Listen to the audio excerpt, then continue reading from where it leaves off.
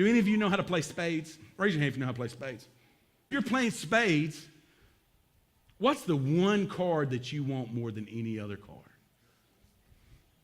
Ace of Spades, baby. Ace of Spades.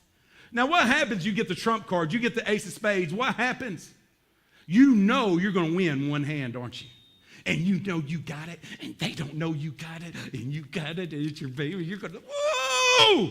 And when your turn comes, let me ask you a question. Christian people, you got the Ace of Spades. Are you gonna set it down? How are you gonna do the Ace of Spades?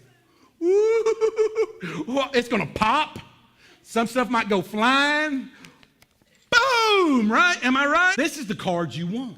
And when you've got it, buddy, you hang on to it until it's time and you put it down. Game over.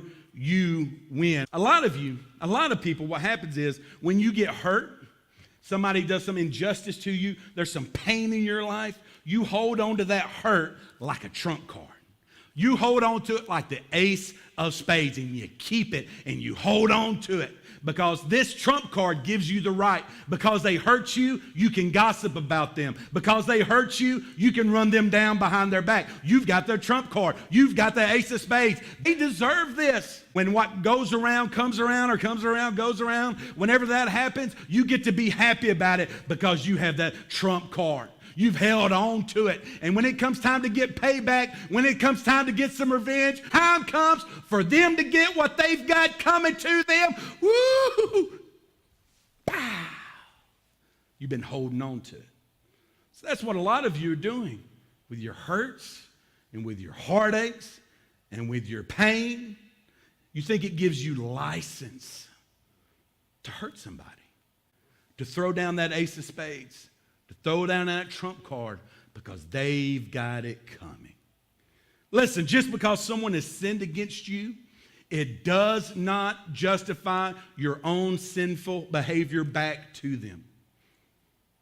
Just because someone has sinned against you, it does not justify your own sinful behavior back towards them. What you have to do is you don't play the card, man. You just let it go. Throw it away.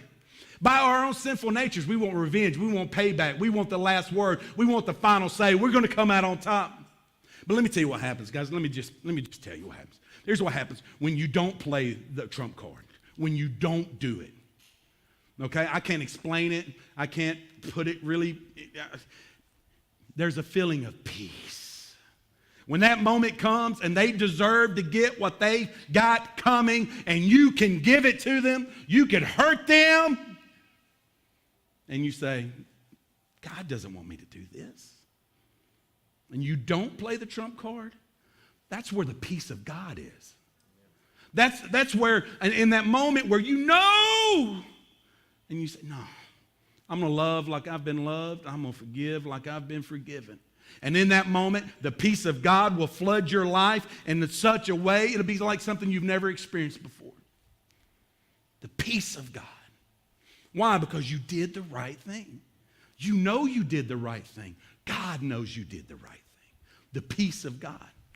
But many times what we forfeit the peace of God to get a piece of revenge.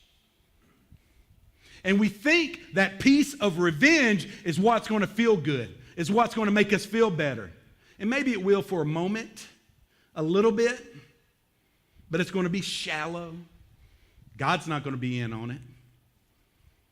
And it's going to be shallow. You're digging a shallow grave for your own heart, for your own life. Because you're going to keep carrying that burden and carrying that pain. And there's no way that ends good. The peace of God, or you can get a piece of revenge. It's really one or the other. And it's incredibly freeing. I wish I could put it into words better. But when you lay it down and let it go and let God handle it, He will. He does.